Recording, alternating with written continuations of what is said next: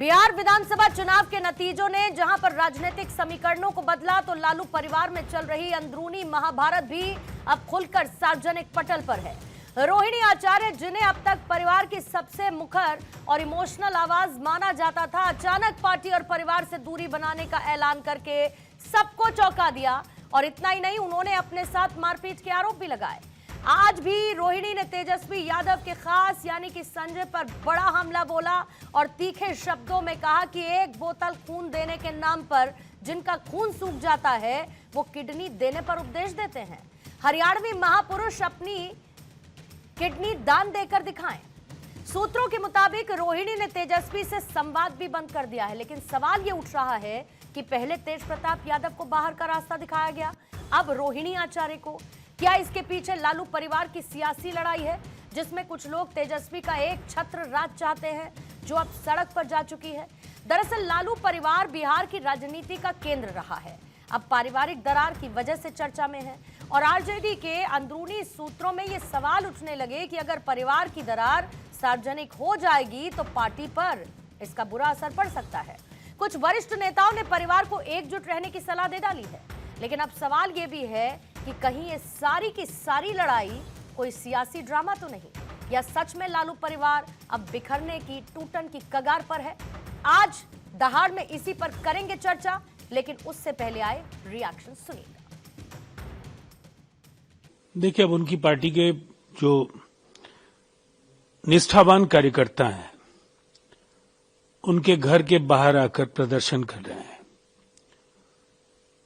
रोहिणी आचार्य के साथ जो दुर्व्यवहार उनके सलाहकारों ने किया, तेजस्वी यादव की कितनी भूमिका है ये हम तो नहीं जानते हैं, लेकिन जो चीजें छन करके आ रही हैं ये सब कुछ उनकी चाह पर हुआ है। और लालू जी की जो चुप्पी है वो हैरानी पैदा करने वाली है। पार्टी के विधायक भी अंदर से असहज हैं और आने वाले समय में एक बड़े बिखराव की ओर राजद बढ़ता जा रहा है। जो रोहिणी जी ने और जो भी उनके साथ हुआ, ये वैसे तो अंदरूनी पारिवारिक और पार्टी का मामला है, पर क्योंकि सार्वजनिक पटल पर आकर किसी ने बताया कि कैसे उन्हें चप्पल दिखाई गई रमीज के द्वारा, किसी ने बताया कि कैसे उनके साथ बदसलूकी, गाली गलौज, हाथापाई की गई, तो क्या एक बेटी की चिंता पूरे देश की चिंता नहीं होनी चाहिए? और लोगों के मन में यह सवाल निर्माण हो रहा है कि यदि घर की बेटी सुरक्षित नहीं, सोचिए बिहार की बेटियों के साथ क्या होता अगर गलती से सत्ता में आते। लालू यादव जी तो चुनाव प्रचार में भी थे, रीतलाल यादव के चुनाव प्रचार में गए थे, रोड शो किया था, और अब वो इस तरह की बयानबाजी कर रहे हैं, एकजुट रहने की बात कर रहे हैं। इसका मतलब टूट है उनके यहाँ, और जबरदस्त टूट है। आरजेडी भी टूट के करागर पे है। आरजेडी एक गुजरा हुआ कल है, और उस गुजरे हुए कल को वर्तमान में लाने को कोई तैयार नहीं है। देखिए, खुद वो तो पारिवारिक मामला है, वो तो खुद उनके परिवार के लोग तेजस्वी यादव बताएंगे।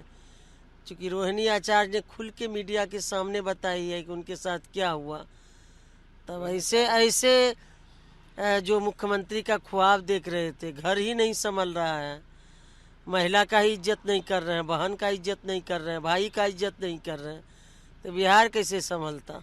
तो आइए आज की दहाड़ शुरू करने से पहले सवालों का रुख कर लेते हैं, फिर उसके बाद मेहमानों से आपका इंट्रोडक्शन करवाते हुए चर्चा की करेंगे शुरुआत। आज पहला सवाल यही है, कुनबे का सियासी झगड़ा, आरजेडी को सेटबैक तगड़ा, आमने सामने भाई बहन, ये कैसी सियासी लड़ाई? रोहिणी ने छोड़ी दहलीज, विलन बने संजय और रमीज, तेजस्वी को लालू का साथ, बेटियां खाली हाथ, सड़क पर सियासी रार, बिखर गया लालू परिवार।